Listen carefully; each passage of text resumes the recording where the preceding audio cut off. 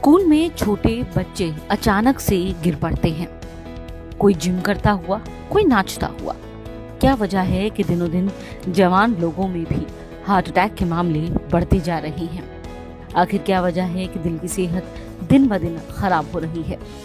हमने इस पर विस्तार से बात की जाने माने हृदय रोग विशेषज्ञ डॉक्टर संजय कुमार से। हमने उनसे जाना अचानक यंग लोगों में हार्ट अटैक के मामले आखिर क्यों बढ़ गए हैं। लोग ये समझ नहीं पाते कि जो सिम्टम्स हैं वो हार्ट अटैक के हैं या हार्ट फेलियर। ऐसे में ये फर्क समझना भी जरूरी है कि हार्ट अटैक और हार्ट फेलियर में क्या फर्क है। मैम, ये देख के हम भी डरते हैं। It is also petrifying for us. But कुछ चीज़ें मैं बेसिक पहले समझाना चाहूँगा। Cardiac arrest, heart attack, heart failure, ये क्या है? कार्डियक अरेस्ट है दिल की धड़कन रुक जाना या इतनी तेज हो जाना कि वो हार्ट ब्लड को पंप ही नहीं कर पा रहा बॉडी को, तो इसलिए ब्रेन को खून नहीं मिल रहा, तो वो बेहोश होकर आप गिर गए, कोलैप्स कर गए। This is cardiac arrest. Cardiac arrest ultimately आदमी का डेथ जो होता है, देहांत जो होता है, वो एक कार्डियक अरेस्ट से होता है, चाहे कोई भी बीमारी हो। हार्ट अटैक उसका एक प्रमुख कारण है कार्डियक अरेस्ट का, बट सारे कार्डियक अरेस्ट हार्ट अटैक से नहीं होते। मैं कहूँ तो 70-80% जो कार्डियक अरेस्ट होते हैं अक्रॉस एज ग्रुप, वो हार्ट अटैक से होते हैं। हाँ, बट अगर हम एज कैटेगरेशन में जाएं तो 20-25 साल से नीचे जो कार्डियक अरेस्ट होते हैं, अनलाइकली कि वो हार्ट अटैक से हुए हैं। उसके कुछ और कारण होते हैं, जैसे बच्चों में जन्मजात हार्ट की बीमारियां, छेद होना, एबनॉर्मल हार्ट के चैम्बर्स होना, ये इरेगुलर बीटिंग दे सकते हैं और आदमी कोलैप्स कर सकता है। ठीक है। इसके अलावा कुछ और हार्ट की बीमारियां होती हैं जो भी शायद इस यंगर एज ग्रुप में कॉमन है, जिसमें एक हाइपरट्रॉफिक ऑब्स्ट्रक्टिव कार्डियोमायोपैथी होती है, एक आरवी डिस्प्लेजियाज होते हैं, कुछ चैनलोपैथीज होती हैं, कुछ जेनेटिक ये होती हैं, जिसमें अचानक से धड़कन एक्सर्शन पे बढ़ती है और आदमी कोलैप्स कर जाता है। Nevertheless, all said and done, heart attack फिर भी एक बड़ा कारण है। बट ये सब जो मैं देखता हूँ, इसमें मुझे कुछ चीज़ें लगती हैं, शायद ये सारे हार्ट अटैक नहीं है। कुछ ये ऑब्स्ट्रक्टिव कार्डियोमायोपैथी और जिस तरह की कार्डियोमायोपैथी से मांसपेशियों की बीमारियां हैं। कुछ मुझे जो एक अपना लगता है कि इनकी कभी भी कोई पोस्टमार्टम नहीं हुई, इनकी ब्लड एनालिसिस नहीं हुई कि ये एक्चुअली कैसे कोलैप्स किए कार्डियक अरेस्ट से। एक सस्पिशन मेरा, इट इज़ माई अंदर की suspicion, is the chemical drugs that have become very prevalent in schools and colleges. इसका भी एक रोल मैं सस्पेक्ट करता हूँ, but this is my personal opinion. They need to be verified by blood test इनकी क्या हुआ था। हार्ट अटैक बढ़े हैं, यंगर एज ग्रुप में भी बढ़े हैं, बट ओवरऑल अगर मैं कहूँ तो इंडिया में अब हार्ट अटैक की जो कॉरोनरी आर्टरी डिजीज की प्रेवलेंस है, वो अब प्लेटू कर रही है। ये इसलिए है कि मीडिया से इतनी अवेयरनेस है, सबको अब अवेयरनेस है, क्या खाना है, चलना है, तो अब वो प्लेटू कर रही है। बट फिर भी हम देख रहे हैं कि लोग का इलाज का नंबर बढ़ता जा रहा है एंजियोप्लास्टी, बाईपास का। ये इस वजह से है कि अब हमारी हेल्थ केयर पेनिट्रेट करती जा रही है डीपर इनटू द सिटी से रूरल एरियाज में, तो इसलिए लोग अब इसकी अवेयरनेस से इसका इलाज करा रहे हैं। मैम, टिपिकली देखिए, हार्ट का दर्द जबड़े से लेके नाभि तक कहीं भी हो सकता है, इंक्लूडिंग द बैक। ये कहीं भी हो सकता है, बहुत वेरिएबल है। कुछ पेन्स हैं जो हम टिपिकली कहते थे कि बाईं तरफ चेस्ट पेन होता था, बाएं हाथ में जाता था, तो वो हार्ट का है। अगर सारे हार्ट के पेन्स की एक ऐसे की स्टडी आई थी, तो वो सिर्फ 7% लोगों में होता है। रैदर राइट हैंड में जाने की इंसिडेंस 10% थी। तो वो पुराने मिथ्स थे जिसको हमें दूर करना चाहिए। जबड़े पे जाना दर्द एक्सर्शन पे बहुत ज़्यादा स्पेसिफिक है हार्ट के लिए। हार्ट का पेन एक तरह से जैसे कोई एक पिन प्रिकिंग पेन या शूटिंग पेन इस तरह का नहीं होगा, कभी यहाँ पेन कभी वहाँ पेन नहीं होगा।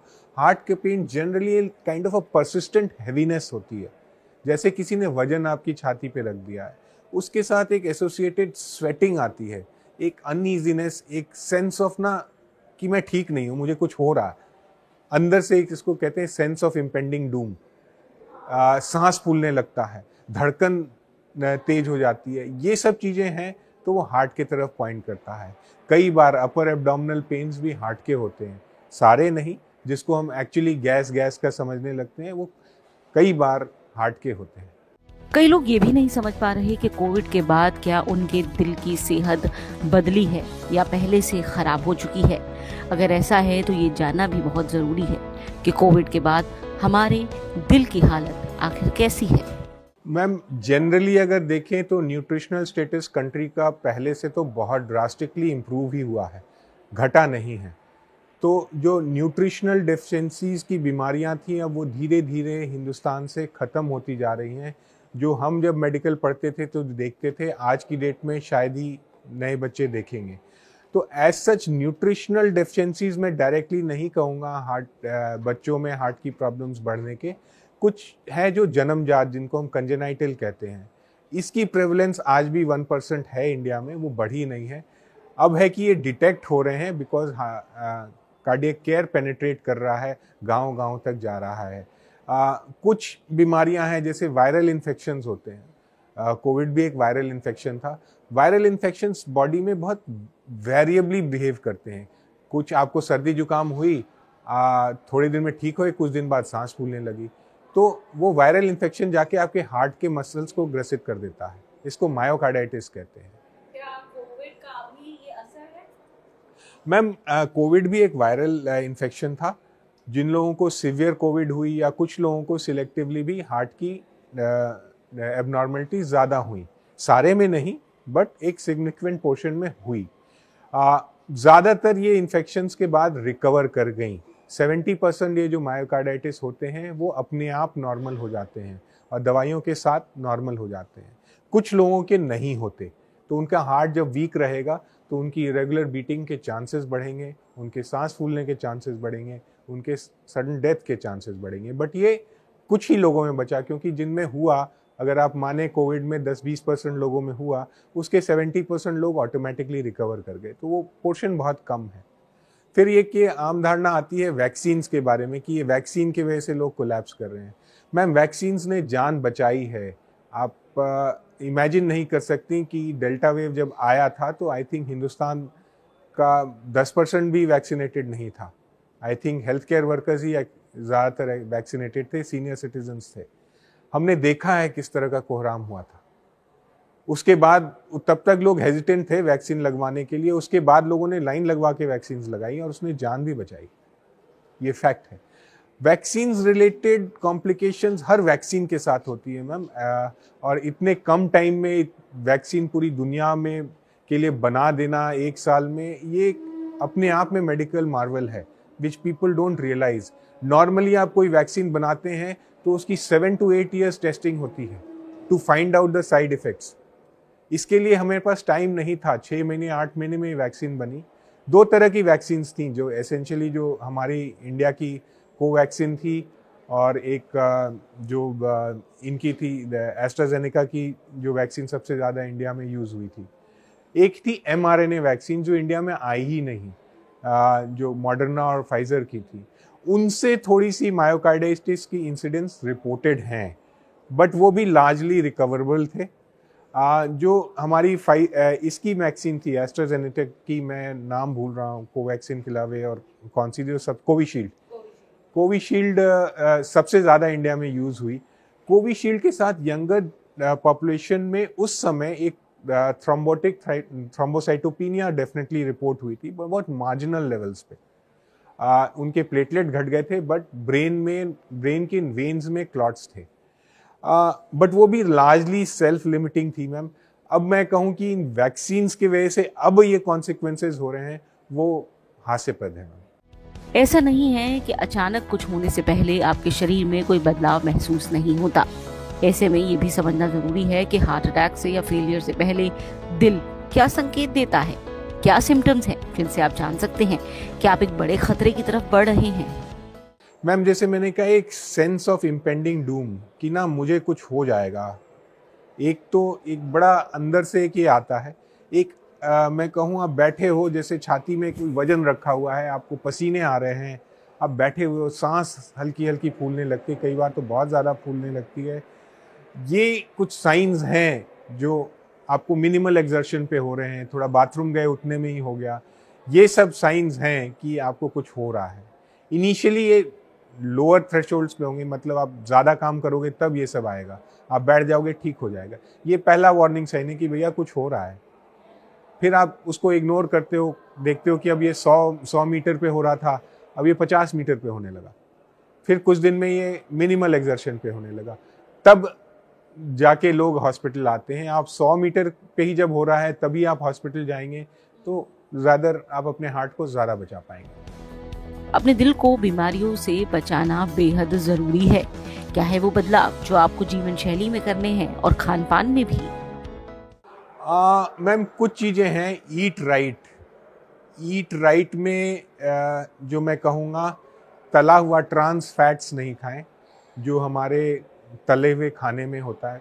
मेनली तो मैं डाइट को डिस्कस करता हूँ पहले। तला हुआ अवॉइड करें, रीहीटिंग ऑफ ऑयल बंद करें। इंडिया का एक मेजर प्रॉब्लम, तेल अगर तलने के लिए इस्तेमाल हुआ है वो कटोरे में रख दिया जाता है, वापस रीयूज़ होता है। एक बार ऑयल जब हीटिंग पॉइंट पे अपनी पहुंच चुका है, बॉयल हो चुका है, तब उसका टेक्सचर चेंज हो जाता है। सो हर घर में ये होता है। ये एस्पेक्ट को हमें चेंज करना है। एक बार तेल बॉयल हो गई तो वो फेंकी जाएगी ना। ये तो फ्राइड आइटम्स बंद करें। प्रोटीन इंटेक बढ़ाएं। ज़्यादातर हम वेजिटेरियंस हैं आज भी इंडिया में, तो हमारा खाना रोटी, चावल, दाल और अदर सोर्स ऑफ प्रोटीन हमारा आ जाता है आपका मिल्क। इंडिया में मिल्क रिलेटेड ही प्रोटीन्स पे जाते हैं। तो मिल्क रिलेटेड प्रोटीन्स में डेयरी प्रोडक्ट्स हार्ट की प्रॉब्लम्स को बढ़ाते हैं, उसको कम करना है। दाल, सब्जी, रोटी में हमें चावल, रोटी को कम करना है, दाल और सब्जी को बढ़ाना है। ये कुछ एस्पेक्ट्स हैं जो हमें देखने हैं। हमारे इंडियन खाना बहुत लजीज है। मैं ये नहीं कहता मसाले from cardiac point of view आप बंद करें, उनमें एंटीऑक्सीडेंट्स होते हैं, वो शायद कहीं ना कहीं हेल्प भी करते हैं। बट एक चीज़ है, हमारा खाना थोड़ा ओवर कुक्ड है कंपेयर टू बाकी दुनिया के खाने को हम देखें तो सब्जियां भी हमारी ओवर कुक्ड हैं। तो हमें उस पर भी थोड़ा सा ध्यान देना है कि हमारे खाने ओवर कुक न हो, उसकी न्यूट्रिशनल वैल्यू घट जाती है। ये तो मैं खाने के बारे में कहूँगा। गुड ऑयल्स आप क्या कहेंगे? ट्रांस ऑयल्स खराब हैं। गुड ऑयल्स जो हैं वो हमारे कुछ नट्स में आ जाते हैं, जैसे अखरोट हो गया, बादाम हो गया। इनका सेवन करें, एक्सेस नहीं। मैं कहूँगा 5-6 बादाम या अखरोट्स ये हेल्प करते हैं। फ्रूट्स और सैलेड्स हमें बढ़ाने हैं। मैं एवरेज कहूँ तो 3 फल रोज का और एक हर खाने में एक कटोरा छोटा बॉल सैलेड का रखें। ये आपके हार्ट के लिए ही अच्छा नहीं है, आपके कंजम्पशन ऑफ कार्बोहाइड्रेट को भी घटाएगा, आपके ब्लड प्रेशर को भी कंट्रोल करेगा। Next comes physical activity. जो फिजिकल एक्टिविटी है वो हम सब जानते हैं कि हम जितना भी वॉक करेंगे आपके लिए अच्छा है। आइडियल बहुत सारे गोल्स हैं, 10,000 steps, 5 kilometre a day, 5 days a week. आप कुछ भी फॉलो करें, फिर भी आप मान लीजिए किसी की आर्थराइटिस है, वो नहीं चल पा रहा, अगर वो 100 कदम भी चल रहा है ना, वो भी थोड़ा सा बेनिफिट दे रहा है। तो physical activity is good for your heart. Ma'am देखिए, 40 के बाद मैं जनरली कहता हूँ मॉडरेशन करें। एक जो स्टडी थी मैराथन रनर्स की, वो आफ्टर 35-40 उसमें आया था कि हार्ट की प्रॉब्लम बढ़ी थी। बड़ी स्ट्रेंज स्टडी थी। They are suppose to be the fittest people, but ये भी थी। एक एस्पेक्ट है जो मैं कहूँगा, जिम ज्वाइन करने से पहले after 30 if you are joining gym, तो एक बार अपना ट्रेडमिल टेस्ट ज़रूर करा लें, सो दैट पता हो और एक इको हो जाए कि कोई स्ट्रक्चरल हार्ट की प्रॉब्लम तो नहीं है। Then you go join gym. Exercise कितना करना है, ये एस्पेक्ट जनरली लेवल्स आपकी एज के हिसाब से मैं कहूँ वेरी करना चाहिए। बट एक ब्रॉड मैं कहूँगा, हम ना 220 माइनस योर एज, ये आपका टारगेट हार्ट रेट होना चाहिए। इससे ऊपर जनरली मत करिए। तो अगर आप 50 साल के हैं तो 220 माइनस ये हो गया आपका 170, तो हार्ट रेट 170 से ऊपर किसी भी एक्सरसाइज में मत जाने दीजिए। ये एक ब्रॉड गाइडलाइन मैं कह सकता हूँ कि आप फॉलो करें जब आप एक्सरसाइज करते हैं या कुछ करते हैं। मैम, हाइपरटेंशन एक साइलेंट किलर है। वो कभी एक आपको शाम तक डल हेडेक देता है, आपको लगता है काम की वजह से हेडेक हो रहा है, आप ब्लड प्रेशर चेक कराओ बढ़ा हुआ मिलता है, आप कुछ दिन दवाई खाते हो, यार बार बार कौन खाएगा, छोड़ देते हो। ब्लड प्रेशर धीरे धीरे सर आपके हार्ट को मोटा करता है, आपकी हार्ट की नसों में ब्लॉकेजेस बनाता है, आपके किडनी की नसों को खराब करता है, आप ग्रेजुअली किडनी फेलियर की तरफ जाते हो, आपकी आंखों की नसों को खराब करता है, सडन विजन जा सकती है या ग्रेजुअल विजन जा सकती है। कोलेस्ट्रॉल को नियंत्रण में रखना बेहद जरूरी है। कैसे समझा जाए और आखिर कोलेस्ट्रॉल का निर्माण कैसे होता है? मैम, वो तुम आई थिंक पार्शियली मैंने आंसर कर दिया कि कुछ क्वेवुड केसेस में हार्ट सप्रेस हुआ था, वो भी लार्जली रिकवर कर गया। जहाँ तक कि क्या इससे कोलेस्ट्रॉल बढ़ रहा है, मैम ये मिथ्या है। आपको बता दूं, जो कोलेस्ट्रॉल बॉडी में आपका होता है वो 20% आपके खाने से आता है, सिर्फ 20%। 70-80% आपका लिवर बाकी खाने को कोलेस्ट्रॉल में कन्वर्ट करता है। एक एंजाइम होती है HMG CoA रिडक्टेज, ये रेट लिमिटिंग स्टेप होती है। कुछ लोगों का ये एक्टिवेटेड रहता है।